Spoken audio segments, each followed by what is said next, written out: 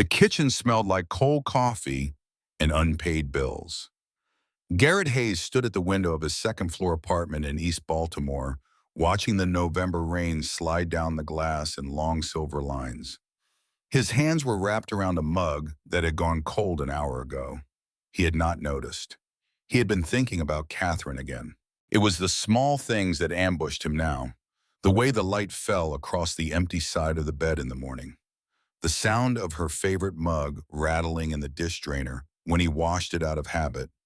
The wedding ring in his pocket, which he had carried every day for 18 months because he could not bring himself to put it in a drawer.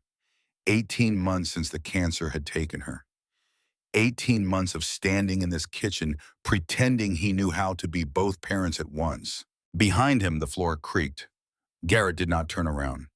He knew the sound of his daughter's footsteps, the way other men knew the sound of their own breathing. Dad, there is no milk for cereal. Harper was 12 years old, and she had learned to deliver bad news the way Catherine used to deliver it. Soft voice. No accusation. Just the facts dressed in kindness. It broke something inside him every time. I will get some today, sweetheart. He had said the same thing yesterday. The lie sat between them like a third person at the table. Harper did not press him. She walked over to the refrigerator and stood there for a moment looking inside as if checking the inventory might change it. Then she closed the door quietly and went to the cabinet for the last sleeve of saltine crackers. Garrett set down the cold coffee. He thought about the construction job he had not gotten last week. He thought about the foreman who had looked at his hands and his graying temples and told him they needed someone younger. He thought about the toolbox in the closet that had been Catherine's father's and the wedding ring in his pocket and the eviction notice that would come next Friday if he did not figure something out. Then he did what he had been doing for 18 months. He smiled. Get your brother. We are going on a walk. Owen came stumbling out of the bedroom in pajamas covered with cartoon dinosaurs, his hair pointing in directions that defied physics. He was 8 years old and he still believed his father could fix anything. That belief was the heaviest thing Garrett had ever carried. Are we getting milk? Owen asked. We are getting better than milk. We are getting an adventure. Owen's face lit up the way it used to light up when Catherine made pancakes shaped like animals. Harper caught Garrett's eye over Owen's head, and the look she gave him was 100 years older than her face. She knew there was no money for adventures. She nodded anyway. His daughter had learned to keep his secrets. That was the part that hurt the most. Mrs. O'Brien's corner store sat on the end of Linden Avenue like a small lighthouse. She had been running it for 41 years since before Garrett was born, and she still came in at 5 in the morning to brew the coffee herself. She saw them coming through the front window and was already reaching for the milk. You look tired, Mr. Hayes. I look the way I look, Mrs. O'Brien. She was a small woman with iron gray hair and the kind of eyes that had seen every kind of trouble a neighborhood could produce. She slid a carton of milk across the counter without ringing it up. You pay me when you can. Today the children eat. Garrett's throat closed. He was 52 years old. He had built houses. He had raised a family. He had buried a wife. And here he was standing in a corner store accepting charity from a 73-year-old woman because he could not provide a half-gallon of milk for his own children. Thank you, he said. It was all he could say. On the way home, Owen walked between them, swinging the plastic bag like it was filled with gold. Harper carried the rolled-up newspaper Mrs. O'Brien had pressed into Garrett's hand. He had not asked for it. She had simply slid it across the counter with the mill and said, "Sometimes the answer is in the back pages." Mrs. O'Brien had a way of saying things that did not feel like advice until later. Back at the apartment, Garrett spread the newspaper across the kitchen table while the children ate cereal in silence. He read the classifieds the way a man reads a doctor's chart. Carefully, looking for something that did not say what he was afraid it said. Construction worker, must own tools. His tools had been sold 3 months ago. Foreman, references required. His references came from a company that no longer existed. Then his eyes stopped. The notice was small, 3 lines tucked between an ad for used furniture and a plea for aluminum cans. Abandoned vessel, the Northern Crown, freed a qualified applicant willing to assume towing and disposal costs. Contact Harbor Authority. Garrett read it 3 times. Free. The word pulled at something deep inside him. Free meant possibility. Free meant a chance. He looked at Harper, who was watching him over the rim of her cereal bowl. He looked at Owen, who was inventing a story about a dinosaur captain. Then he looked at the wedding ring in his pocket and felt Catherine's voice somewhere far back in his head. The voice did not say yes. It did not say no. It just said, look. The Harbor Authority office smelled like diesel fuel and burnt coffee. The clerk behind the counter was a stout man with a name tag that read Brennan. He had a face like weathered teak and the eyes of someone who had stopped expecting good news a long time ago. He glanced up when Garrett walked in and almost looked back down. Then he stopped. He set down his pen. You hear about the ship? I am. You are the first person to walk through that door asking about her in 6 months. Brennan reached under the counter and pulled out a manila folder so old the corners were soft. He set it down between them like a man laying down a hand of cards he did not want to play. I will tell you straight, Mr. Hayes. Garrett Hayes. I will tell you straight, Mr. Hayes. The Northern Crown has been sitting in slip 47 for 3 years. Before that, she sat in 2 other slips for 37 years. 40 years total, give or take, with no owner anyone could find. Previous registered captain died in 83. No next of kin. No one wants her. Why has she not been scrapped? Brennan hesitated. It was the smallest hesitation. A man pausing because he had been told not to say something and was deciding whether to say it anyway. That is a question he finally said that I do not have an answer to. Garrett felt something cold slide down the back of his neck. He chose to ignore it. What is the kind of filing fee? $300. Garrett pulled the bills from his wallet. They were soft from being counted. $300 was the rent for next month. $300 was groceries until Christmas. $300 was every dollar he had left in the world. He set them on the counter. Brennan looked at the bills. Then he looked at Garrett's face. He saw whatever it was he needed to see because he nodded once and slid the paperwork across. You sure about this? I have been sure of less, Garrett said. The walk down the dock took 9 minutes. Slip 47 sat at the far end of the harbor, where the working boats gave way to the forgotten ones. The sky had cleared into that particular cold blue that Baltimore got in November, and the water was the color of old steel. Garrett saw her before he saw the slip number.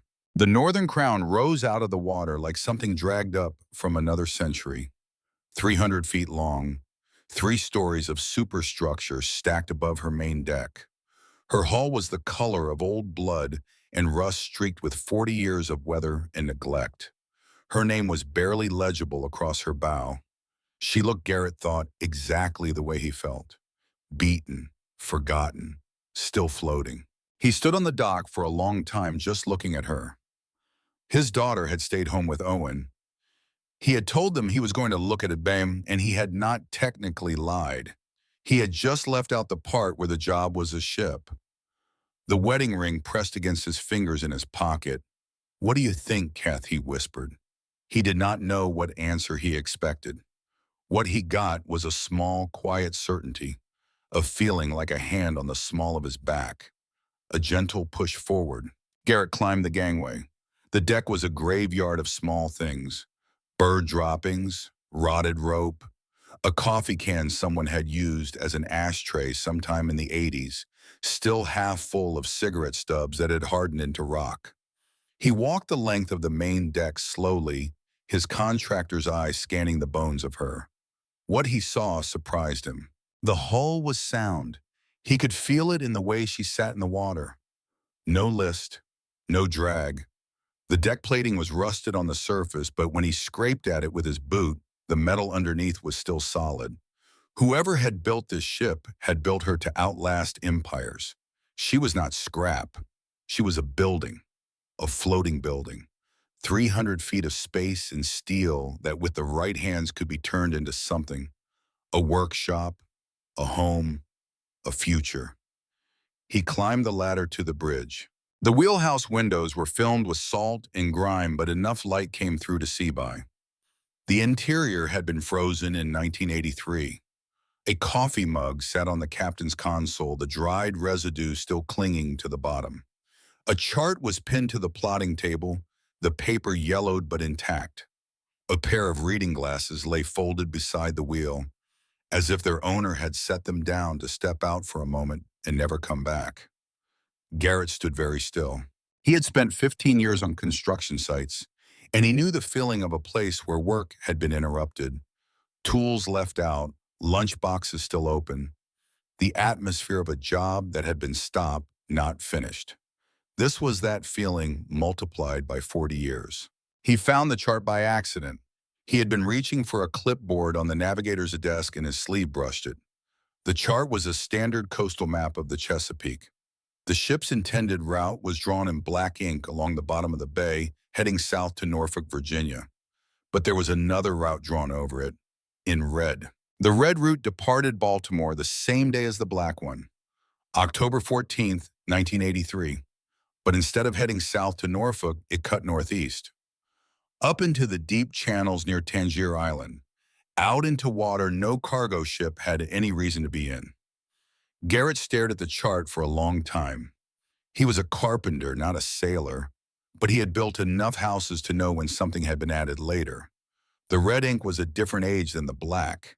The hand was different too, steadier, older. Someone had drawn that road after the ship had already left port. Someone had been changing the plan in real time. He folded the chart carefully and slid it inside his jacket. The captain's logbook was in the third drawer of the navigator's desk. It was leather-bound, water-damaged, but legible. Garrett sat down in the captain's chair, which let out a long groan of complaint, and opened to the first page. The handwriting on the inside cover read simply, Wallace Pike, Master. Garrett turned the pages slowly. The early entries were what he expected. Weather, cargo manifests, crew rotations, standard merchant marine bookkeeping in the careful hand of a man who took his work seriously. Captain Pike, whoever he had been the kind of man who underlined things twice when he wanted to remember them. But around October 10th, the tone changed. The entries grew shorter, more clipped. The handwriting got harder, as if the pen was being pressed down with more force. Then on October 12th, this passenger came aboard at 0300. Diplomatic papers. Hands shake like a man who has seen too much. Cases sealed. Whatever he is carrying is worth more than my ship and crew combined. Garrett's mouth went dry. He kept reading. October 13th. Course altered per sealed orders. We are not going to Norfolk. New destination is classified, but I have been sailing this bay for 20 years. We are heading for the deep channels. October 14th. Passenger spoke today for the first time in 2 days. He asked me if I had children. I told him about my daughter. He smiled and asked her name. Then he went back to his cabin. October 15th. The handwriting on October 15th was different. Not Captain Pike's careful, deliberate script. This was rushed, bleeding ink, words crowded together as if there had not been enough time. Everything has gone wrong. Radio intercepts confirm we are being followed. The passenger insists on contingency protocols. I have sealed the cargo per his instructions. If something happens to us, may someone find this record and understand we were just men following orders. The passenger's name is Volkov. God help us all. That was the last entry. The page after it was blank. Every page after that was blank. Garrett sat in the captain's chair for a long time. The cold had crept into the bridge while he was reading. The light through the dirty windows had gone gray and slanted. Somewhere out on the harbor, a tugboat let out a long, mournful horn. Volkov. The name meant nothing to him. He was a carpenter from East Baltimore. The Cold War was something he remembered as a child, a vague feeling of dread that lived on the evening news when his father watched it. He had no business with names like Volkov. He had no business with sealed orders and altered courses. He had only meant to buy scrap metal. He turned the logbook over in his hands. The leather was old and stained, but it was sturdy. It had been waiting for 40 years to be read by someone. It had waited for him. Garrett did not know why that thought arrived in his head with such force, but it did. It felt like the wedding ring in his pocket. It felt like Mrs. O'Brien sliding a newspaper across the counter and saying sometimes the answer is in the back pages. He closed the logbook and slid it inside his jacket next to the chart. He climbed back down the ladder to the main deck. He walked the gangway back to the dock. He stood for a moment looking up at the rusted hull of his new and only possession, and he tried to feel the way a man should feel after spending his last $300 on something this big. What he felt instead was something he had not felt in 18 months. He felt awake. That afternoon, he brought the children. They came down the dock, holding hands, Owen in front, Harper a step behind the way they always walked. Garrett had told them he had something to show them, and Owen had asked if it was a surprise, and Garrett had said it was the biggest surprise of his life. They stopped at slip 47. Harper's mouth opened, and no sound came out. Owen's eyes went round. "Dad," Owen said. "Yes, son. Is that ours? That is ours." Owen made a sound that was halfway between a laugh and a war cry, and he took off down the gangway at a dead sprint. Harper stayed where she was. She looked at the ship, then she looked at her father. Her eyes were doing the thing Catherine's eyes used to do, the thing where she tried to figure out if the news was good or bad before she let her face decide how to react. "How much?" she said quietly. $300. $300 of what? Of everything. Harper was quiet for a long moment. Then she did something that surprised him. She slipped her hand into his.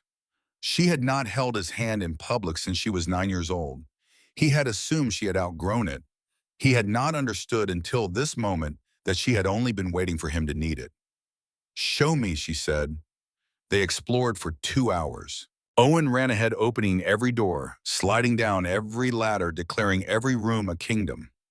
Harper walked beside Garrett with the careful eye of someone older than her years, asking questions Garrett did not have answers to.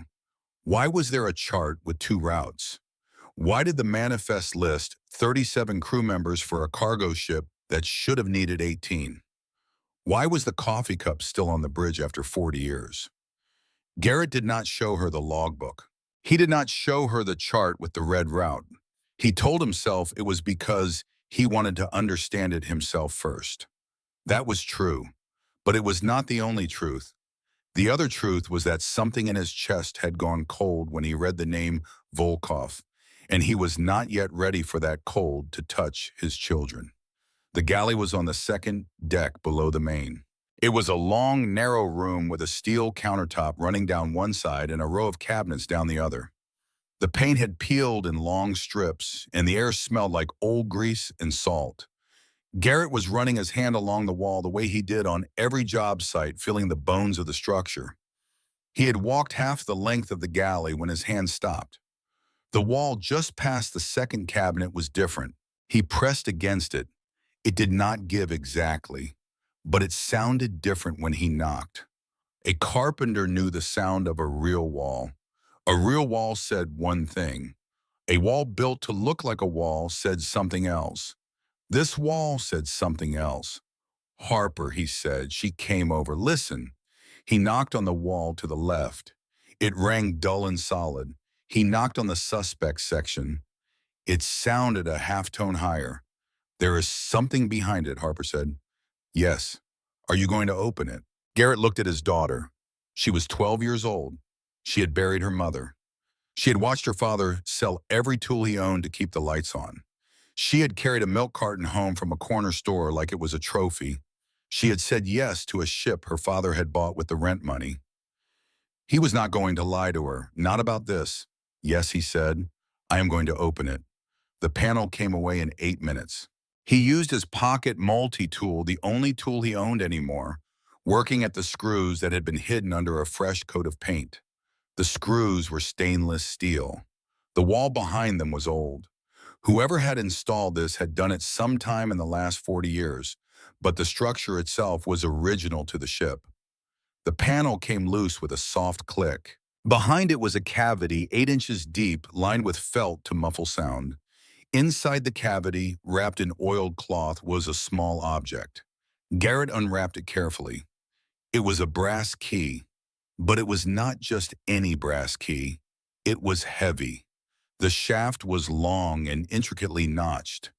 The head was shaped like a seal. Garrett did not recognize an eagle clutching some kind of star, the metal worn smooth from being handled by someone over a long period of time. Harper drew in a breath. "Dad? What is that?" "I do not know." He turned the key over in his palm. It was warm from his hand, but underneath the warmth was the cold of 40 years of waiting. He felt the weight of it the way he had felt the weight of the wedding ring on the morning of Catherine's funeral. It was a key that belonged to someone. It was a key that had been hidden. It was a key that had been waiting for someone like him to find it. He slipped it into his pocket next to Catherine's wedding ring.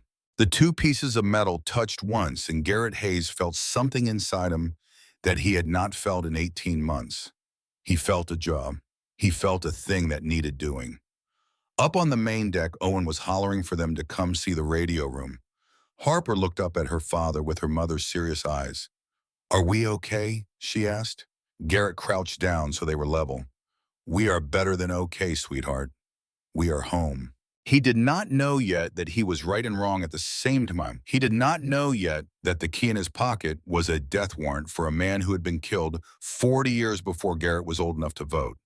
He did not know yet that someone in a dark sedan had been parked across the harbor parking lot for the last 40 minutes watching them. He did not know yet that the moment he had pulled the panel off the galley wall, a signal had begun broadcasting from somewhere deep in the bowels of the Northern Crown.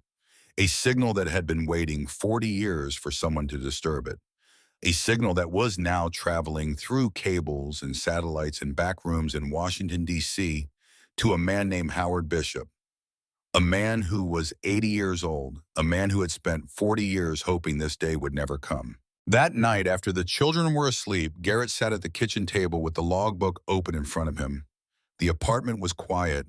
The rain had come back. He could hear it on the windows, soft and steady, the way Catherine used to fall asleep breathing beside him. He read the entries again, slowly, carefully, the way Captain Pike had written them. Volkov. The name was a stone in his mouth. Tomorrow he would go to the library. Mrs. O'Brien had said the answer was in the back pages, but he was beginning to think the answer was older than the back pages of any newspaper he could afford. The answer was buried somewhere in 1983, in a year Garrett had been 12 years old in a Cold War he had only ever seen on television. He thought about his children sleeping in the next room. He thought about the wedding ring in his pocket and the brass key beside it. He thought about a captain named Wallace Pike, who had written in his last entry 40 years ago the words, "God help us all." Garrett Hayes closed the logbook. He turned off the kitchen light. He did not know it yet, but he was already past the point of turning back. He had crossed a line. And on the other side of that line, in a dark study in a townhouse in Georgetown, an old man with silver hair was sitting up very straight in his chair. He was looking at a small screen on his desk that had not lit up in 40 years. The screen was lit up now. It was showing a single blinking dot. The blinking dot was in Baltimore Harbor. The old man picked up a phone. He spoke 6 words, "Find out who is on that ship." Then he set the phone down and he walked to his window and he looked out at the lights of the city he had spent 40 years protecting his secrets in. He had always known this day might come. He had just hoped it would come after he was dead. The next morning, Garrett woke before the children. He made coffee. He stood at the kitchen window and watched the gray light come up over East Baltimore. He drank his coffee while it was still hot for the first time in a year and a half. Then he sat down at the table and wrote 2 lists. One list was the things he knew. One list was the things he needed to find out. The first list was short. The second list was long. At the bottom of the second list, he wrote a single word, and then he underlined it twice the way Captain Wallace Pike used to underline the things he wanted to remember. Volkov. Outside in the alley below his window, a dark sedan was parked in a place where no one in the building knew anyone who owned a dark sedan. Inside the sedan, a man with a camera was watching the second-floor window of apartment 4B. He was waiting for Garrett Hayes to come outside. He had been waiting since just before dawn. Garrett finished his coffee. He put the list in his pocket next to the brass key and the wedding ring.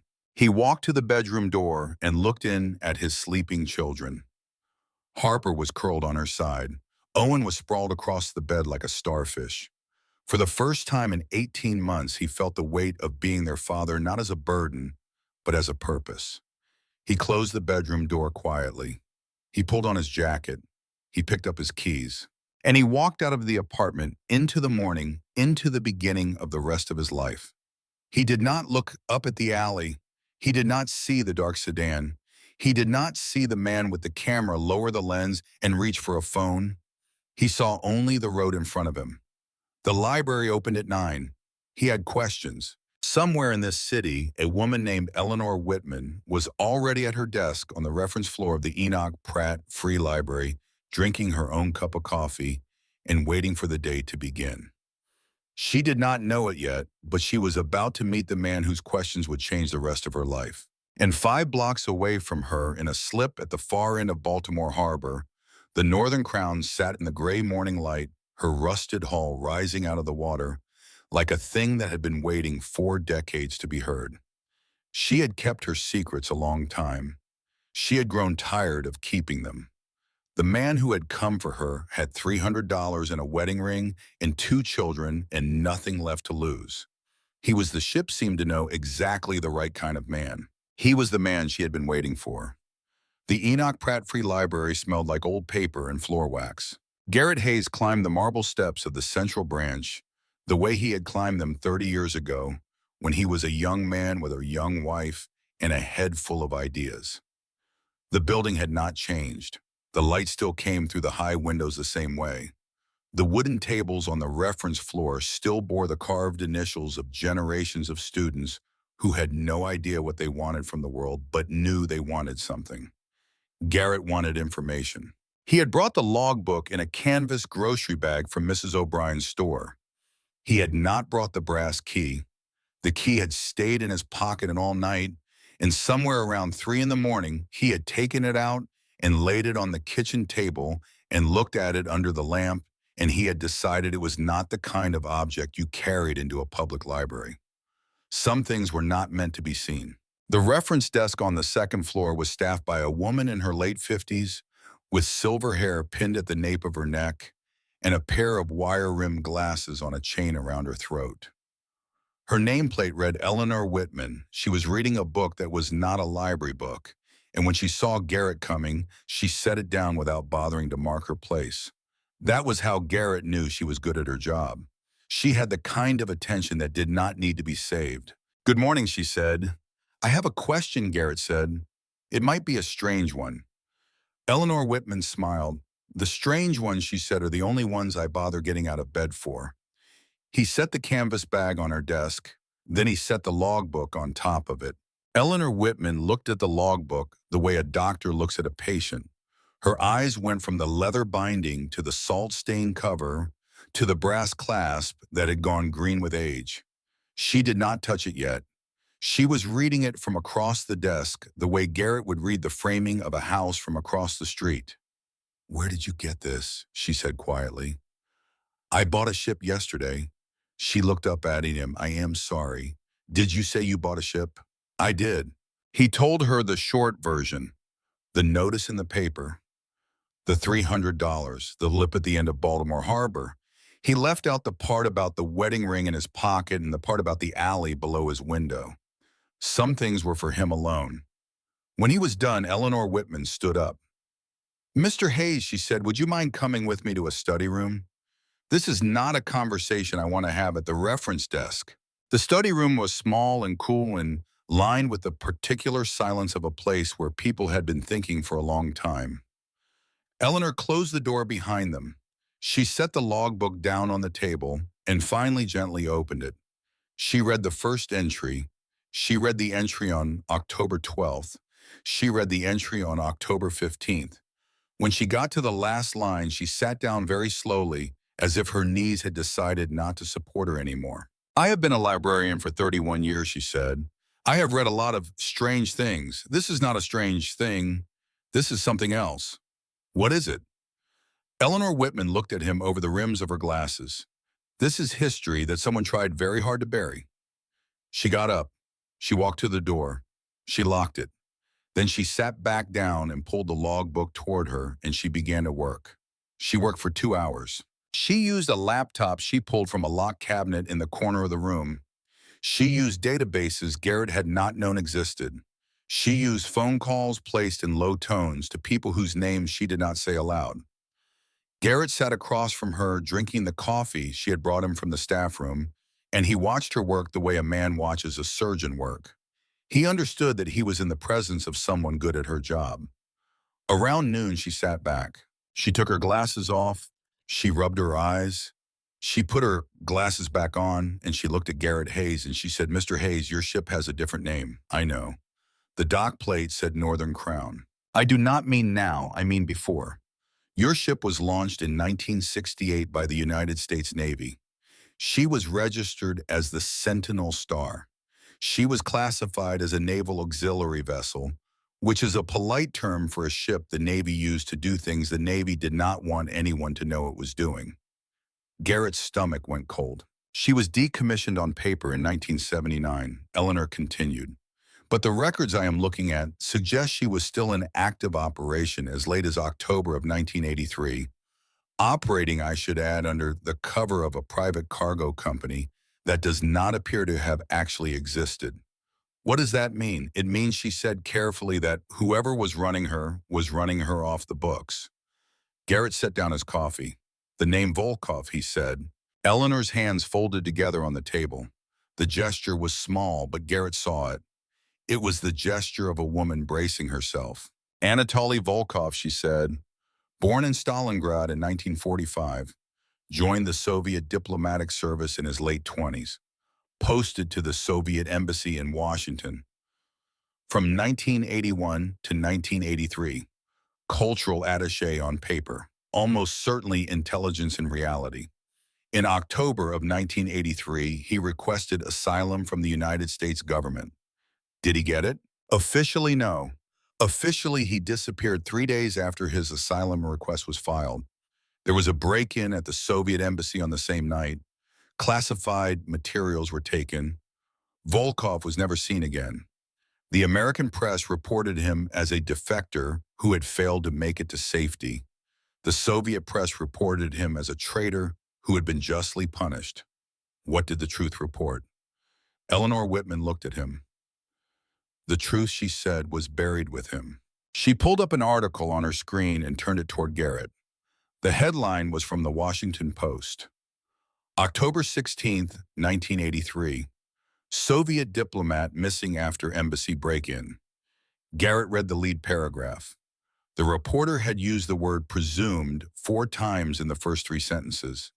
Presumed defected, presumed compromised, presumed dead, presumed. A word historians use when the people who knew the truth were not telling. "There is one more thing," Eleanor said. "On the same night Volkov disappeared, the Coast Guard boarded a drifting ship in the lower Chesapeake Bay. The ship had no crew, no bodies, no cargo manifest. The official report logged her as found and abandoned and listed for scrap. She was towed to Baltimore Harbor. The slip number on the report." "What slip?" 47. Garrett sat back in his chair. The room was very quiet. Outside the study room, somewhere on the reference floor, a child was asking his mother where the bathrooms were, and the mother was answering in the patient voice of a woman who had answered that question many times. "Mr. Hayes," Eleanor said gently, "do you understand what I am telling you?" "I think so." "I am telling you that the ship in your slip is the ship Anatoly Volkov was on the night he disappeared. I am telling you that she has been sitting in that slip for 40 years and no one has wanted her because everyone who knew what she really was knew enough to leave her alone. And now I have her." "Yes," she said, "now you have her." Garrett left the library at 1:30 in the afternoon. The day had turned cold and bright. Salt was already on the streets in anticipation of the freeze that was coming overnight. Garrett walked the 8 blocks back to his apartment with his hands in his jacket pockets, the right hand wrapped around the brass key, the left hand wrapped around Catherine's wedding ring. He kept thinking about the slip number, 47. He had paid $300 for slip 47. The ship had been sitting there since 1983. For 40 years she had waited. For 40 years, Brennan and his predecessors had walked past her without asking the questions that would have unraveled everything. For 40 years, she had been free technically to anyone who could afford the filing fee, and no one had wanted her until him. Until a 52-year-old widower with $300 and nothing left to lose had picked up a newspaper from the back pages of Mrs. O'Brien's corner store and felt for the first time in 18 months the small electric pull of possibility. He turned the corner onto Linden Avenue. He climbed the stairs to his apartment. He unlocked the front door and he walked inside. The lights were on. Garrett stopped in the doorway. He had turned off the lights when he left. He always turned off the lights. Catherine had drilled it into him for 15 years, and after she was gone, he had kept doing it the way other men keep saying grace at the table, even after the believer in the family is no longer there. He had turned off the lights. The lights were on. His first thought was the children, but the children were at school. He had walked them there himself. His second thought was that someone was in the apartment. His third thought was that he was a 52-year-old carpenter and he was unarmed, and the only weapon he had ever owned in his life was a hammer his father-in-law had given him on his wedding day, which was sitting in the toolbox in the closet. He stepped inside very slowly. The apartment was empty. Nothing was disturbed. The dishes from breakfast were still in the sink. The lists he had made that morning were still on the kitchen table where he had left them. But on top of his list, neatly placed in the center of the table, was a folded piece of paper that had not been there when he left. Garrett walked to the table. He did not touch the paper. He looked at it the way Eleanor Whitman had looked at the logbook, from a distance, reading it without picking it up.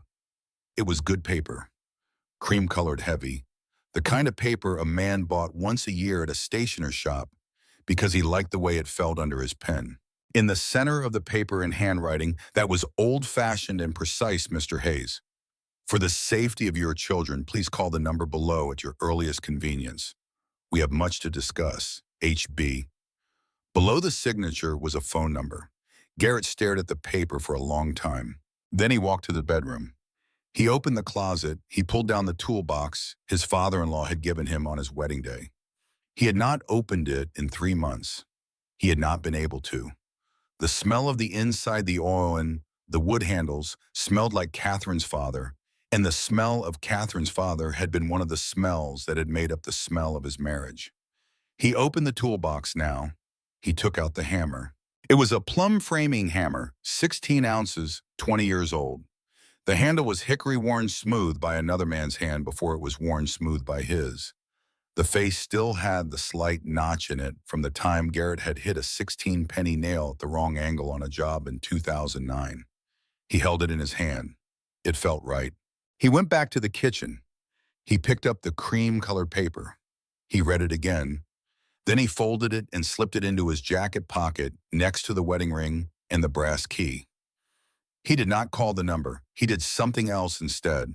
He picked up the children. He picked them up an hour early. He told the school there had been a family emergency. He took them by city bus to Mrs. O'Brien's corner store, and he sat them down at the small table in the back where Mrs. O'Brien took her lunch, and he told her what he could not tell anyone else. I need a place for them. Just for tonight. Maybe 2. Mrs. O'Brien did not ask why. She said, my sister has the apartment above the store. She is in Florida until April. I will give you the key. Garrett closed his eyes for a moment. Thank you. You will pay me when you can, she said. Now go. He did not tell the children where he was going. He told them only that he had to go check on something at the ship and that they would stay with Mrs. O'Brien tonight and that he would see them in the morning. Owen was excited. Owen was always excited. Harper was not excited. Harper looked at him with her mother's serious eyes and she said, Dad, yes, sweetheart. Be careful. I always am. You are not, she said. But you are trying. Just try harder tonight. He kissed her on the forehead. He kissed Owen on the top of his head. He walked out of Mrs. O'Brien's store and he turned south toward the harbor. He did not look back. The Northern Crown was waiting for him in the late afternoon light. The wind had picked up. The harbor was full of small whitecaps. The ship rocked gently against her lines the way a sleeping animal twitches when it dreams. Garrett climbed the gangway alone. He had brought a flashlight from his toolbox. He had brought the hammer. He had brought a thermos of coffee Mrs. O'Brien had pressed into his hands as he left. He went to the bridge first. He sat in the captain's chair. He thought about Wallace Pike. He thought about a man who had written in the last entry of his last logbook the words, "God help us all." And then Garrett Hayes Carpenter, widower father, 52 years old, did the thing he had come to do. He started searching his ship. He worked from the bridge down. The captain's quarters were behind the wheelhouse. The bunk had been stripped. The desk drawers were empty, but Garrett was not looking for what was in plain sight. He was looking for the things a man who had been hiding things would have hidden. He found the first one in 20 minutes. The bookshelf above the desk was bolted to the wall, the way bookshelves on ships always were. But the third shelf from the bottom was bolted to the wall in a different way than the other shelves. The screws were Phillips heads. The other screws were flathead. A small thing? Almost nothing. But Garrett had been a carpenter for 15 years and small things were what he saw. He removed the screws. The shelf came away. Behind the shelf was a steel panel. Behind the steel panel, set into the wall of the captain's quarters, was a small compartment about the size of a shoebox. Inside the compartment was a wooden box. Inside the wooden box, wrapped in a piece of dark blue silk, was a photograph. Garrett unfolded the silk under the beam of his flashlight. The photograph showed three people, a man, a woman, and a small girl. The man was in his late 30s, dark-haired, with the kind of careful, watchful face that Garrett had only ever seen on doctors and on men who had been in war. The woman beside him was beautiful in the way some Eastern European women were beautiful, which was to say, with bones that had not been softened by easy living. The girl between them was perhaps 7 years old. She had her father's serious eyes and her mother's wide smile. On the back of the photograph in faded blue ink, Anatoly, Natasha, and Elena. Moscow, summer 1982. Garrett held the photograph for a long time. He thought about a man who had carried a picture of his daughter across an ocean. He thought about a man who had hidden that picture in a wooden box, in a silk wrapping in a steel compartment, behind a bookshelf, in the captain's quarters of a ship that had been changed from one thing into another. He thought about a man who had loved his child enough to do all of that. He understood suddenly and completely why Captain Wallace Pike had written the words, "God help us all," in his last entry. Pike had not been talking about the cargo. He had not been talking about the operation. He had been talking about a man in the cabin below his bridge, a man with shaking hands, a man who knew that his death was coming, a man who had written one last letter to a child he would never see again. Garrett sat down on the bunk in the captain's quarters of the Northern Crown. He took out Catherine's wedding ring. He laid it on the silk beside the photograph. Two pieces of love, hidden away by men who could not protect them any other way. It was the first time he had cried in 18 months. It was a long time before he was able to keep working. But he kept working.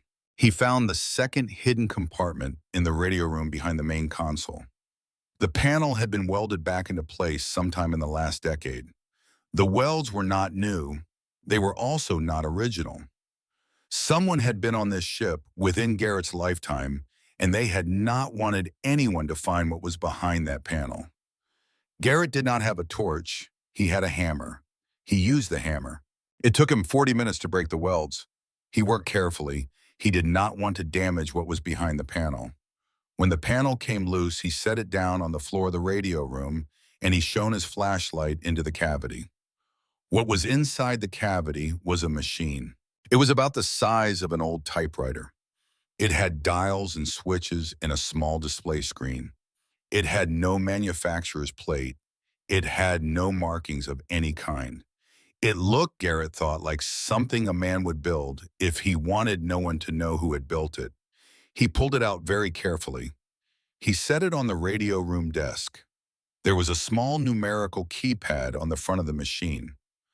Above the keypad was a slot that looked like it would accept a 6-digit code. Beside the machine, taped to the back wall of the cavity, was a small piece of paper. The paper was old. Mom. The handwriting on it was the same handwriting Garrett had seen on the back of the photograph. The paper said in English, "For my Elena, the key is your name." Garrett stood there in the dark of the radio room and he understood what he was looking at. Volkov had built a machine. Volkov had hidden it on a ship that would he hoped be found someday by someone who would understand that a daughter's name was the only password that mattered. Volkov had been counting on someone somewhere to be the kind of man who would know that a child's name was the most important thing in the world. He had been counting, Garrett realized, on a man like him. He thought about Harper. He thought about Owen. He pressed the power switch on the machine.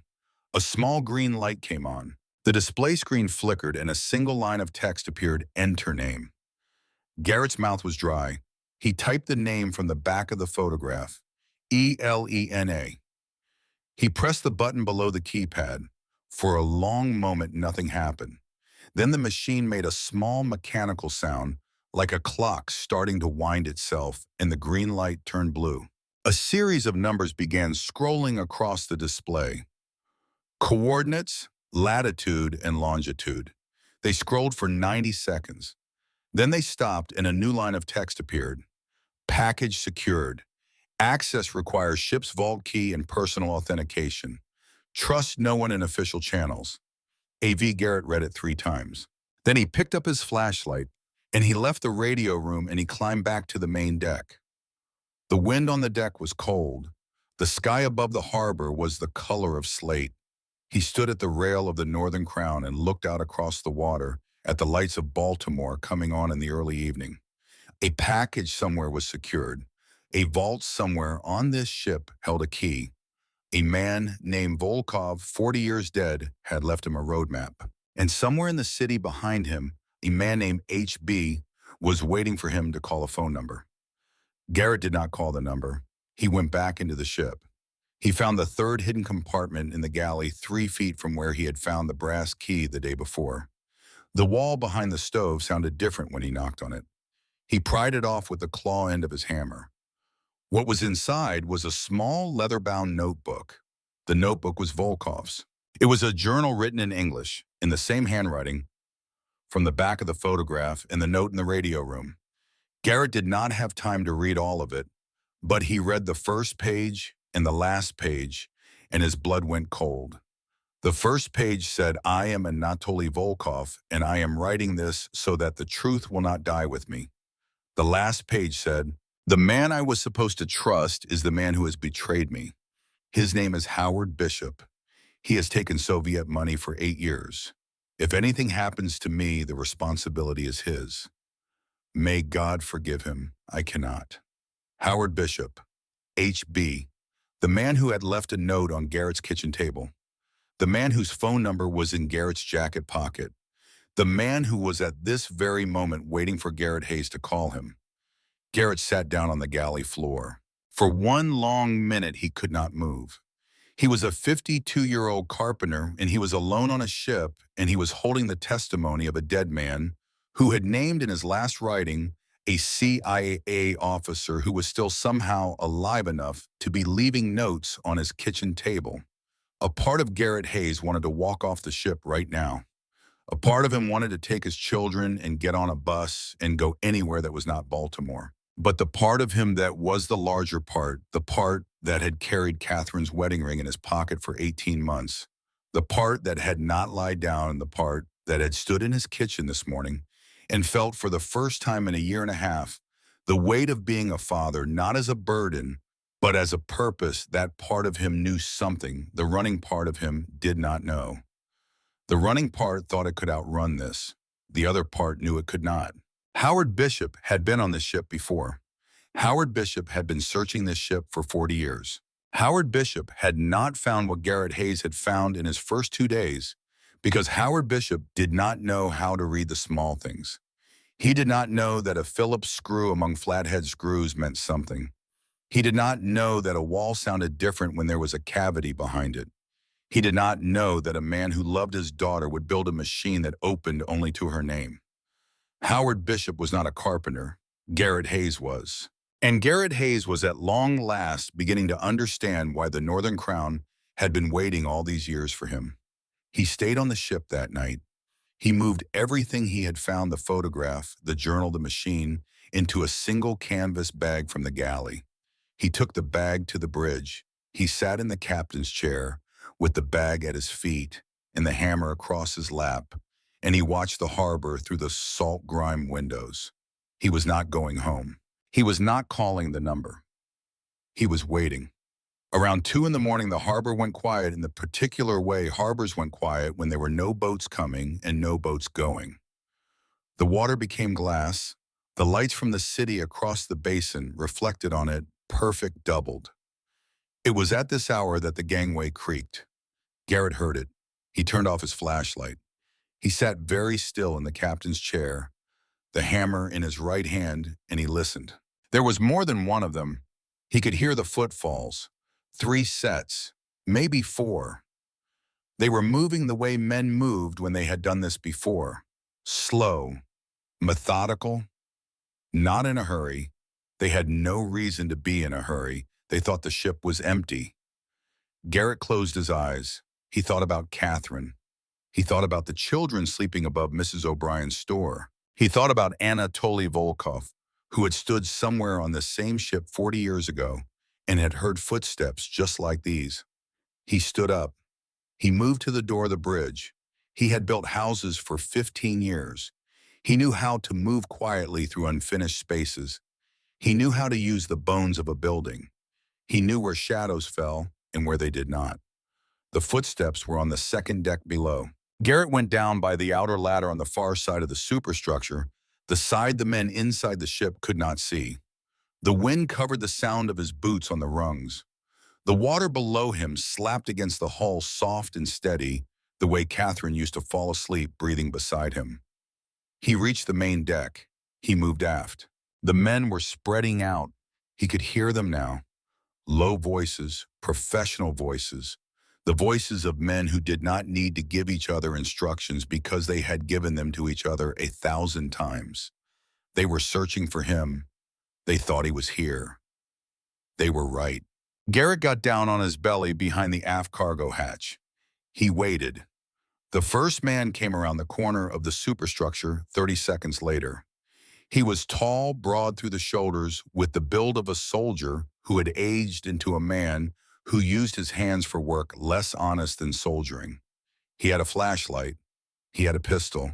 He did not have a hammer. A hammer in close quarters against a man with a gun is not a fair fight. But Garrett had not come for a fair fight. He had come for his children's safety. The man passed within 4 feet of where Garrett was lying. Garrett let him pass. The man rounded the corner toward the bow.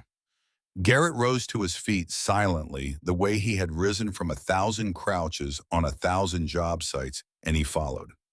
He hit the man behind the right ear with the flat side of the plumb framing hammer. He hit him hard enough to put him down. He did not hit him hard enough to kill him. A carpenter learns to know the difference. The man dropped without a sound. Garrett caught the flashlight before it hit the deck. He took the pistol. He had never held a pistol in his life. He held it now the way he had seen men hold them on television, the way he had been told somewhere in the back of his head that you held them. He did not put his finger on the trigger. He moved on. He found the second man in the radio room. The second man was kneeling in front of the cavity behind the main console, the cavity Garrett had emptied 4 hours earlier. He was looking at the empty space. He was speaking softly into a small device clipped to his shoulder. He was saying, "It is not here. He has it." Garrett hit him from behind. He did not enjoy it. He did it the way a man does work that has to be done. The third and fourth men he discovered later had been stationed on the dock. They had not come aboard. They had been the lookouts. When the men inside the ship did not come back out, the lookouts had radioed up, and when no one had answered the radio, they had gotten in their car and driven away. Garrett did not know any of that yet. What Garrett knew at 3:15 in the morning was that he was standing on the deck of his ship with two unconscious men at his feet and a pistol he had never owned in his hand. He took the radios, he took the phones, he tied them with rope from the ship's locker, and he left them where they were. Then he went back to the bridge and he picked up the canvas bag and he walked off the Northern Crown into the cold November dawn. He took a city bus across town to Mrs. O'Brien's store. The bus driver did not look at him. The bus was almost empty. Garrett sat in the back with the canvas bag on his lap and his face turned to the window, and he thought about a great many things. He thought about Wallace Pike, who had written God Help Us All. He thought about Anatoly Volkov, who had written I Cannot Forgive Him. He thought about Catherine, who had written in a card she gave him on their 15th anniversary, the year before she got sick. You are a stronger man than you know. I see it every day. Someday you will see it too. He had not seen it. For 18 months he had not seen it. But this morning on a city bus, moving through East Baltimore with a canvas bag on his lap, full of 40-year-old secrets and a hammer in his coat pocket, sticky with another man's blood, Garrett Hayes was just beginning to see it. He got off the bus 4 blocks from Mrs. O'Brien's store. He walked the rest of the way slowly. He wanted to be sure no one was following him. No one was. The sky was turning gray over the rooftops. The street lights were going off one by one.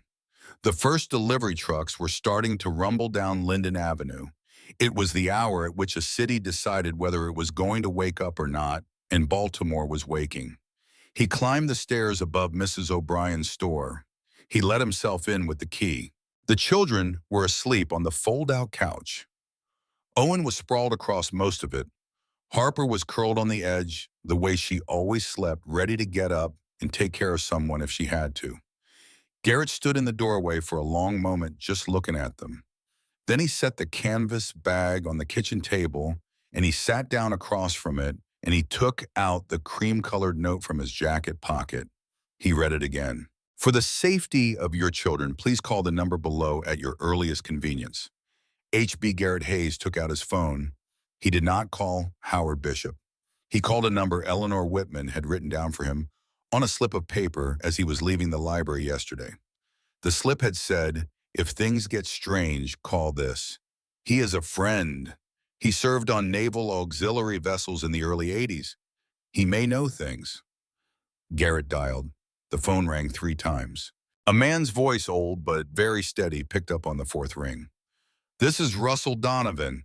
Mr. Donovan, my name is Garrett Hayes. Eleanor Whitman gave me your number. I think we need to talk. There was a pause. Then Russell Donovan said very quietly, Son, are you on the ship? I am not on the ship right now, but you have been, yes. Russell Donovan let out a breath that sounded to Garrett like the breath of a man who had been holding it for 40 years. I will be there in an hour, Donovan said. Tell me where to meet you. And son, yes, sir. Whatever you have found, do not tell anyone else what you have found until I get there. Not anyone, not the police, not the Coast Guard, not the FBI. Why? Because Donovan said the man who is looking for you has friends in all of those places. The line went dead. Garrett set the phone down. The first light of morning was coming through the kitchen window. It was a gray light, the color of November in Baltimore, the color of 40 years of secrets, the color of a ship that had been waiting in slip 47 for a man to come and find her. He looked at his sleeping children. He looked at the canvas bag on the table. He thought about the wedding ring in his pocket and the brass key beside it and the hammer in his coat with another man's blood on the head. He was not the same man who had walked out of his apartment yesterday morning. He was in some ways he did not yet understand becoming the man Catherine had always seen in him. The man she had written about on their 15th anniversary in a card he had read once a week for 18 months without ever quite believing. A stronger man than he knew. He was just beginning to know. Outside on Linden Avenue, the day was getting started. Trucks were unloading. A woman was sweeping the sidewalk in front of the laundromat. A boy was riding his bike past the corner store on the way to a paper route. And somewhere across town in a townhouse in Georgetown, a man named Howard Bishop was sitting in his kitchen, drinking coffee, and waiting for a phone call that was not going to come. He would wait until 8 in the morning. Then he would understand that the carpenter had not called him. Then he would do what he had been preparing to do for 40 years. He would come to Baltimore himself. Russell Donovan arrived at Mrs. O'Brien's store at 7:12 in the morning. He came in through the back the way men of his generation came into places when they did not want to be noticed. He was 73 years old. He moved like a man who had once been very strong and had refused to forget it. His hair was white. His hands were the hands of a man who had worked with them for 60 years. He stood in the kitchen above the store, and he looked at Garrett Hayes and he said, "I served on the Sentinel Star from 1978 to 1983. I was a Navy diver. I was in the water checking the hull the night they came aboard and killed everyone. By the time I surfaced, the ship was empty." Garrett did not say anything. He poured the man a cup of coffee. Russell Donovan sat down at the kitchen table. He looked at the canvas bag. He looked at Garrett Hayes for a long time. "Show me," he said. Garrett showed him. He showed him the photograph. Russell Donovan looked at it, and his eyes filled with water, and he set it down very carefully, the way a man sets down something he is afraid of breaking. "I never saw a picture of his daughter," Russell said. "He talked about her every day. 40 years I have been wondering what she looked like." Garrett showed him the journal. Russell read the first page.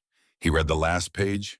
He closed the journal, and he placed his hand flat on top of it, and he sat with his eyes closed for a full minute. "Howard Bishop," he said quietly. Of course it was Howard Bishop. We all wondered. None of us could prove it. After the operation went bad, the people who could have asked the questions were either dead or terrified. "Why are you not dead?" Garrett asked. Russell Donovan opened his eyes. "Because they thought I was." The ship's roster listed 37 crew. 37 crew were lost. I was the 38th man, and I was not on the roster. I was a last-minute ad. The Navy paperwork never caught up. When the bodies were not recovered, the Navy quietly closed the file. I went home. I had been waiting 40 years for someone to come and tell me that this was finally over. "Is it over?" Russell Donovan looked at the canvas bag. "It is just starting," he said, "but it is starting in the right hands." He sat for a moment, then he stood up and he walked to the window and he looked down into the alley behind the store. He stood there a long time. He was not looking for anything in particular. He was looking the way old men look when they are deciding what to say next. "Mr. Hayes, Garrett, there is a vault on that ship. I know, the machine told me." "The machine did not tell you everything. The vault is in the engine room, behind the auxiliary fuel tank. I saw Volkov go down there with 2 sealed cases the night before they came for us. I assumed he was hiding. He was not. He was securing his insurance." "How do you open it?" "I do not know. He never told anyone. He told me once that the only key was a name. I assumed he meant his daughter's name, but the name on the radio room machine was Elena. If the vault uses the same key, you have already solved it." Garrett shook his head. The note in the radio room said the vault required a personal authentication. A personal authentication. That is what it said. Russell Donovan turned from the window. "Then I cannot help you with the vault," he said, "but I can do something else. I can stay with your children." "While you go," Garrett looked at him. "I am 73 years old," Russell said. "I have not had a fight in 40 years. I am not going to be useful to you on that ship. But I can sit in this kitchen with a phone, and I can keep your son and your daughter safe while you finish what Anatoly Volkov started. That I can do, that I have been preparing to do for 40 years without knowing it." Garrett looked at the old man. He thought about the way men of his father's generation had carried things. He thought about Catherine's father, whose hammer was in his coat pocket. He thought about how every man eventually became the kind of man someone else relied on, and how few of them, when the moment came, were ready. This man was ready. He had been ready since 1983. "Thank you," Garrett said. Russell Donovan nodded. "Go finish it," he said. Garrett went down the back stairs. He did not go to the harbor. He went to the Enoch Pratt Free Library first because Eleanor Whitman opened her email at 8 a.m. and read it before she went to her desk. He stood at the door of the library at 8:03. She let him in. He told her in a quiet voice what had happened in the night. He told her what he had found. He told her the name Howard Bishop. Eleanor Whitman did not flinch. She had spent 31 years answering questions, and she had learned that there were some questions that required not an answer but a phone call. She made the call from the locked study room. She used a number Garrett did not see her dial. She spoke for 4 minutes. When she hung up, she said, "There is a woman in Washington. Her name is Vivian Carter. She works for the Bureau on a desk that does not officially exist. I have known her for 11 years. She has been waiting also for someone to call her about a ship in Baltimore." Eleanor Whitman looked at Garrett over her glasses. "She is 47 years old," she said. "She was born in 1976. Do you understand what I am telling you?" Garrett's chest went tight. "Elena," he said. "Vivian now. She came out of Russia in 1985 with her grandmother. She has been an American for 38 years. Her father's name has been classified for 40, but she has known. She has always known. She has been hunting Howard Bishop in silence her entire adult life, and she has not had what she needed to move on him." "What does she need?" "What you have," Eleanor said. "She is on her way to Baltimore. She will be at Slip 47 by noon." Garrett stood up. There was no tremor in his hands. There was no tremor in his voice. He had crossed sometime in the night the line between a man who was afraid and a man who had work to do. "I have to go," he said. "He will not wait until noon. He will come for the ship before then." "I know," Eleanor said. "Mr. Hayes." "Yes. Be careful, I always am." "You are not," she said the same way Harper had said it. "But you are trying. Try harder today than you have ever tried in your life." He walked to the harbor. The sky over Baltimore had cleared.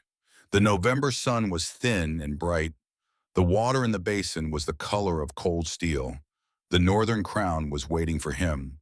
He climbed the gangway alone. He walked the deck slowly. The two men he had left tied in the radio room were gone. The ropes were on the deck cut. They had been retrieved sometime in the 4 hours he had been away. He went to the engine room.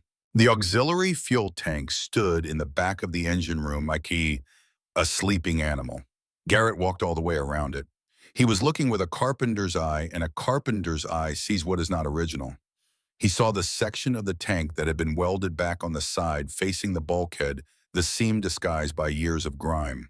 He had no torch. He had a hammer and a pry bar he had taken from the ship's tool locker, and he had whatever 40 years of working with his hands had taught him about how a thing came apart. It took him 19 minutes.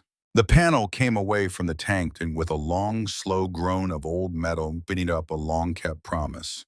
Behind the panel, set into a steel cavity lined with rubber gaskets, was a vault. The vault door was the size of a dinner plate. It had a single dial in the center. Above the dial, in Cyrillic letters Garrett could not read, was a label. There was no keyboard, no computer, no screen. The vault was older than that.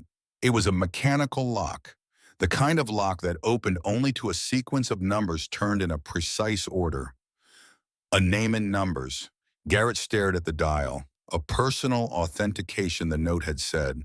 He thought about it. A personal authentication. For Elena. He thought about a man who had built a machine that opened to his daughter's name. He thought about a father who had left on the inside of his ship a roadmap for a child who he had hoped come and find it. The radio room machine had opened to her name. Elena. That was the public name. The name anyone in the world could have learned. The vault required something else. Something only she would know. Garrett sat down on the engine room floor. He thought about Harper.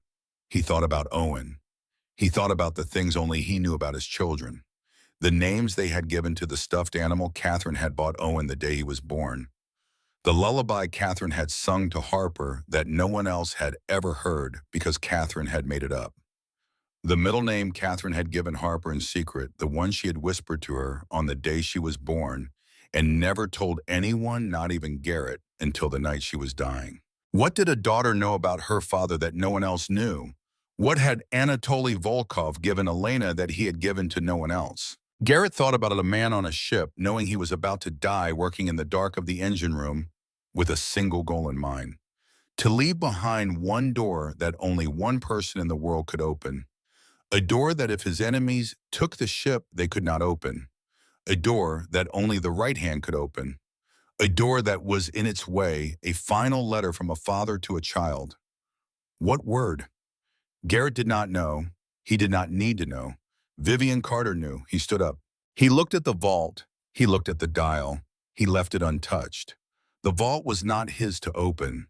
The vault was hers. He climbed back to the main deck. He waited. Vivian Carter arrived at 11:46. She came alone on foot, walking down the dock with the wind in her face. She was tall. She wore a dark coat. Her hair was pulled back. Her face was the face from the photograph 40 years older. She had her father's serious eyes. She had her mother's waiting, hard mouth. Garrett met her at the gangway. She stopped at the foot of it. "Mr. Hayes," she said. "Ms. Carter." She looked up at the ship. The wind moved her hair. Her eyes moved across the rusted hull up to the bridge back down to the waterline. Garrett watched her face. He saw it the way he had seen Harper's face in the doorway of the apartment yesterday morning, trying to decide if the news was good or bad before letting itself react. It was a long moment. Then she put her foot on the gangway. She walked up. When she reached the deck, she stood very still for several seconds, the way a person stands when they have arrived somewhere they have spent their entire life trying to reach. Her hand went to the rail. Her hand stayed there. Garrett saw her knuckles go white, and then loosen, and then she let go. "He has been on this deck," she said. "My father, he has," Garrett said. "You found his journal." "I did." "You found his ring." Garrett blinked. "His ring," he said. "In the vault. He told my grandmother before he left for Washington that he would leave my mother's wedding ring somewhere safe for me. He said someday if everything went wrong, someone would find it and bring it to me. My grandmother told me when I was 12. I have been looking for it since." Garrett's throat closed. "I have not opened the vault," he said. "I knew you had to be the one." Vivian Carter looked at him. "Mr. Hayes," she said, "I was prepared on the way up here to dislike you. I have spent 20 years on this case. I have watched men trample over evidence, lie to me, take credit, get in my way. I expected another one of them. I am glad to find I was wrong. Show me the way." He took her down to the engine room. She knelt in front of the vault. She placed her hand on the steel of it. She did not say anything for a long time. Garrett stood back against the bulkhead, and he gave her the moment. When she was ready, she reached for the dial. She turned it slowly. Right, then left, then right, then left. A sequence Garrett did not count because a man does not count another person's authentication. There was a soft, mechanical sound from inside the vault. The door swung open 3 inches. Vivian Carter let out a single breath that sounded to Garrett like the end of a very long road. Inside the vault were 2 waterproof cases and 1 small velvet box. She took out the velvet box first. She opened it. Inside was a wedding ring, old gold simple with a small inscription on the inside of the band. The inscription was in Russian. She read it once silently, and then she pressed the ring to her lips, and then she closed her hand around it and held it against her chest the way a woman holds something she has lost and found again. There was a folded piece of paper in the velvet box beneath where the ring had been. She unfolded it. She read it. She did not show it to Garrett.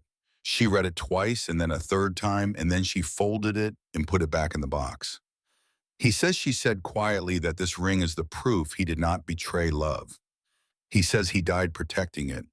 He says he hopes whoever brings me the ring is a man who knows what that means. Garrett did not answer. He took Catherine's wedding ring out of his pocket. He looked at it for a moment in the dim light of the engine room. He held it up so Vivian Carter could see it. "I have been carrying this for 18 months, he said.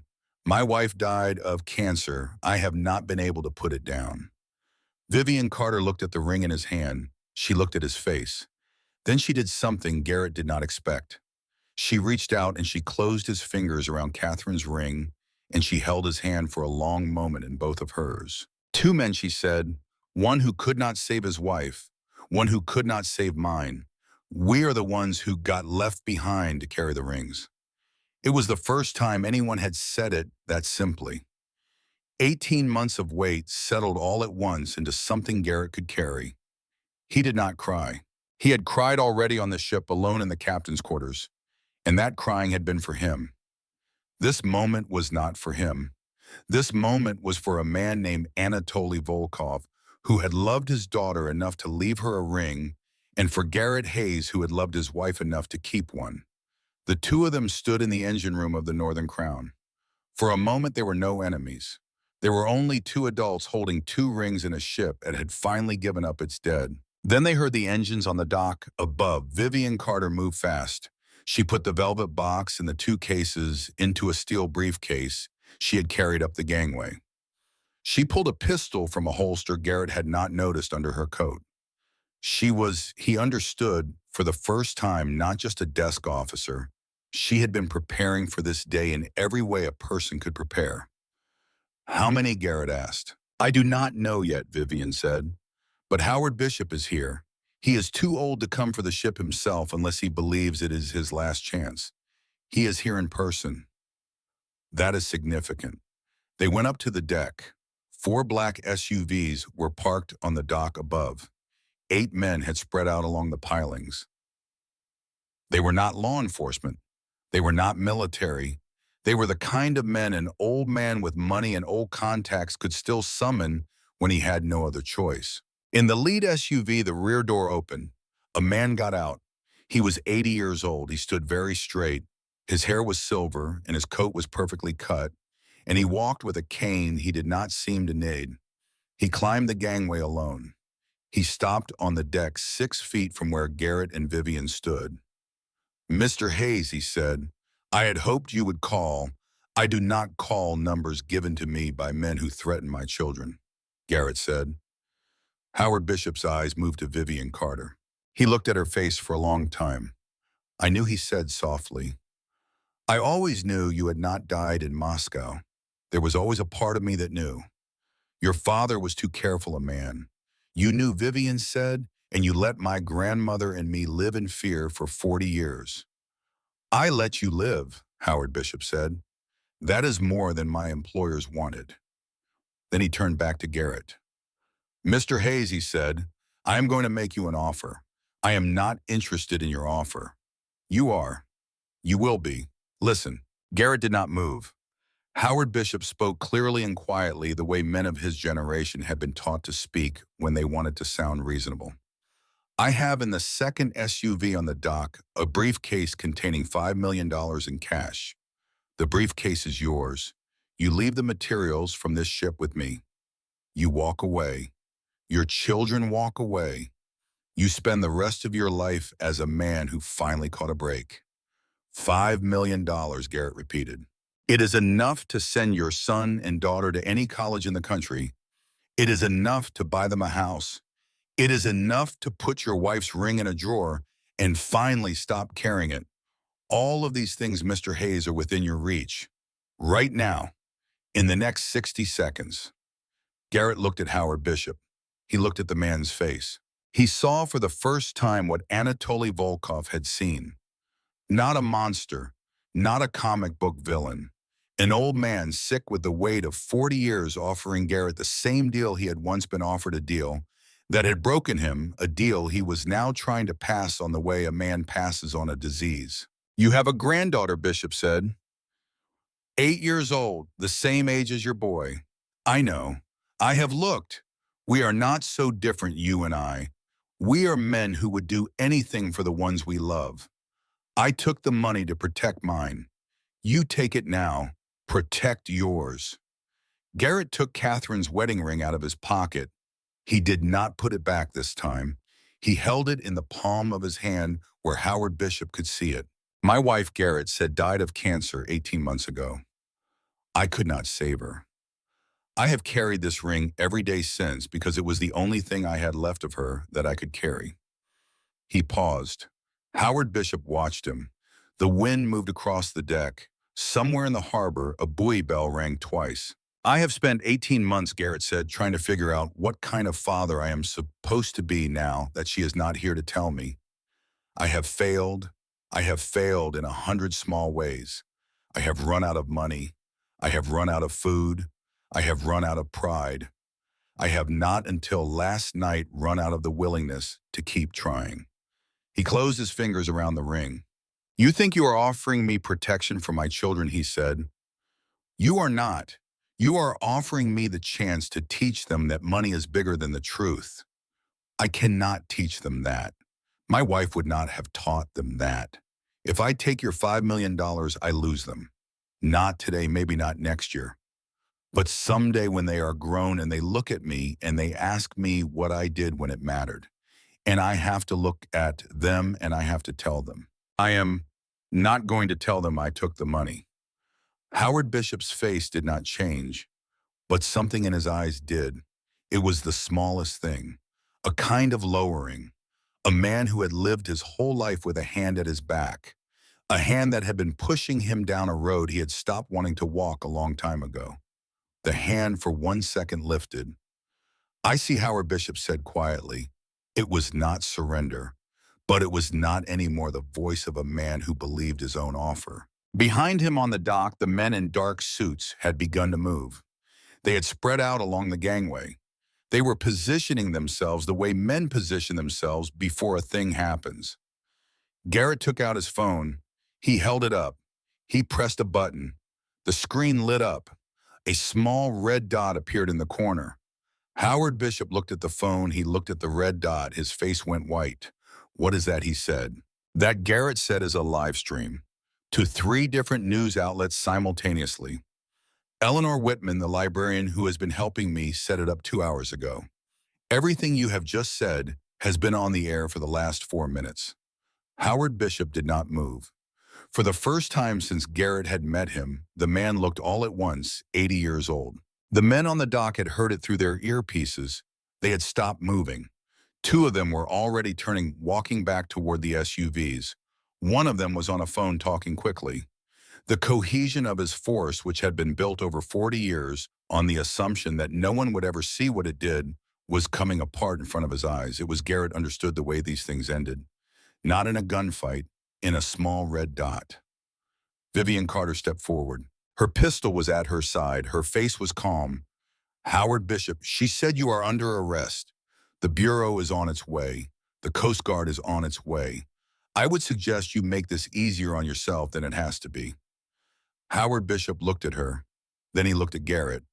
His mouth opened very slightly, the way an old man's mouth opens when he wants to say something and does not have the breath for it. Mr. Hayes, he said. Yes. I do have a granddaughter, he said. I was not lying about that. I know, Garrett said. I have done many bad things, Howard Bishop said, but I did them for her, the way you would have done them for yours. He paused. I do not, he said, regret it. Garrett did not answer. There was nothing to answer. A man who told you at the end that he did not regret. It was a man who was telling himself something he needed to believe in order to walk the last few steps. Howard Bishop turned away. He walked back to the gangway. He did not run. He did not try to escape. He walked the way an old man walks toward a long sentence he has finally agreed to serve. The Coast Guard cutter came around the breakwater 6 minutes later. The federal vehicles came down the dock 4 minutes after that.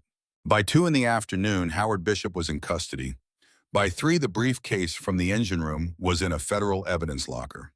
By 4, the news cycle had started to break, and by 6 in the evening, Eleanor Whitman's live stream had been viewed by 11 million people, and the name Anatoly Volkov, which had been a buried name for 40 years, had become for the first time a name that meant something to the country he had died trying to warn.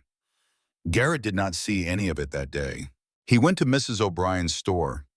He climbed the stairs above it, and he opened the door, and he saw Russell Donovan sitting at the kitchen table with Harper playing cards. Owen was on the couch asleep with his head on the arm of an old man who had been waiting 40 years for a son to fall asleep on him. Russell looked up. It is over, he said. It is over, Garrett said. Harper got up. She walked across the kitchen. She put her arms around her father, and she pressed her face against his coat, and she did not say anything. She did not have to. He held her for a long time. The funeral for Anatoly Volkov, 40 years late, was held the following spring. It was not a large funeral. It was not a public funeral. It was held at a small Russian Orthodox church in Baltimore, and the only people there were Vivian Carter, her grandmother Irina, who had come up from a small town in West Virginia where she had lived for 30 years under another name, Russell Donovan, Eleanor Whitman, Garrett Hayes, and his two children. The casket was empty. There was no body to bury. But Vivian Carter placed two things on top of the casket before it was lowered into the ground. The first was a photograph of a man, a woman, and a child taken in Moscow in the summer of 1982.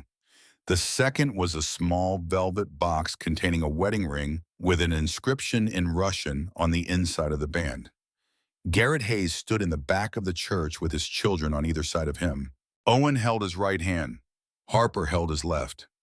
He had Catherine's wedding ring on a chain around his neck now. He had moved it there finally the week after the federal hearing when he had understood that he did not have to put her down to set her down. She did not have to go in a drawer. She could go where she had always been, close to his heart, where he could feel her without having to clutch her. The priest said words in Russian and in English.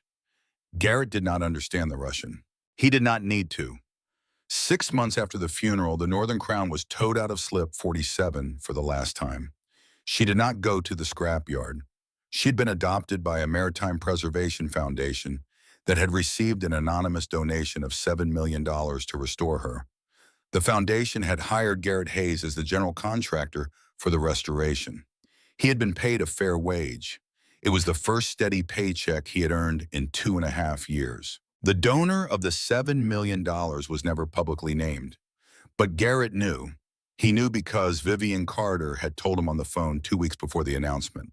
$5 million from the briefcase, she said, plus 2 of mine. The briefcase money is going to be put to better use this way than it ever was in his hands. Yes, Garrett said. She is yours, Vivian had said. Make her right. He made her right. The restoration took 2 years. Garrett worked on the ship every day. Russell Donovan came to the dock most afternoons and sat in a folding chair on the pier and watched. He did not work. He watched. He was 85 years old by the time the ship was finished, and he did not have the strength to do the work, but he had the strength every day to come and remember what it had cost. Harper turned 15 the year the restoration finished. Owen turned 11. They came to the ship every weekend. They helped where they could. Owen learned to swing a hammer. Harper learned to read a chart. They did their schoolwork in the captain's quarters at the navigator's desk that had once held a logbook written by a man named Wallace Pike. The ship was open to the public on a clear afternoon in September. She had been renamed. The plaque at the gangway said the Northern Crown dedicated to Anatoly Volkov and to all fathers who have loved their children. Enough to tell the truth, on the night of the opening, after the visitors had gone, Garrett stood on the deck with Harper and Owen. The harbor was still. The water was the color of evening. Owen looked up at his father. Dad, he said. Yes, son. Mom would have liked this. Garrett put his hand on the back of Owen's neck. Mom does like this, he said. Harper was standing at the rail looking out across the basin. She had grown tall in the last 2 years. She had her mother's eyes and her mother's mouth and her mother's habit of not asking questions until she was certain she wanted the answers. She turned around. She looked at her father. Dad, she said. Yes, sweetheart. Are we going to be okay? He thought about how to answer her. He thought about a man named Anatoly Volkov, who had hidden a wedding ring in a vault in the engine room of a ship, hoping someday his daughter would find it. He thought about a man named Howard Bishop, who had spent 40 years convincing himself that money he had taken to protect his family had not poisoned everything else he loved. He thought about Russell Donovan, who had been waiting in silence for 40 years to hand off a story he could not tell alone. He thought about Eleanor Whitman, who had answered a question at a reference desk and changed the rest of her life. He thought about Mrs. O'Brien, who had slipped a milk carton across a counter without ringing it up because the children had to eat. He thought about Catherine. We are okay, he said. We have been okay, we just did not know it. Harper smiled. It was her mother's smile. For the first time in 3 years, it did not break him to see it. It put him back together. He stood on the deck of the Northern Crown with one child under his arm and one child at his side, and he watched the lights of Baltimore come on across the basin. He felt for the first time since the morning Catherine had told him she was sick that he was exactly where he was supposed to be. He had spent $300 on a rusted ship. He had found a brass key. He had carried his wife's ring in his pocket for 18 months and then on a chain around his neck for the rest of his life. He had taught his children that the truth was bigger than money. He had buried a man 40 years late who had died trying to do the same. Some ships, he understood now, were built to carry cargo. Other ships were built to carry the living. Only a few, were built to carry the dead until the right family came along to give them a home. The Northern Crown had carried him. He would for the rest of his life carry her. He kissed the top of his son's head. He squeezed his daughter's hand. Then Garrett Hayes, 54 years old, carpenter, widower, father, and the man who had finally finished the work that Anatoly Volkov had started, walked his children down the gangway and into the rest of their lives. Behind them, the Northern Crown stood in her slip lights, glowing in her windows, alive again at last. She had waited 40 years. She had not waited in vain.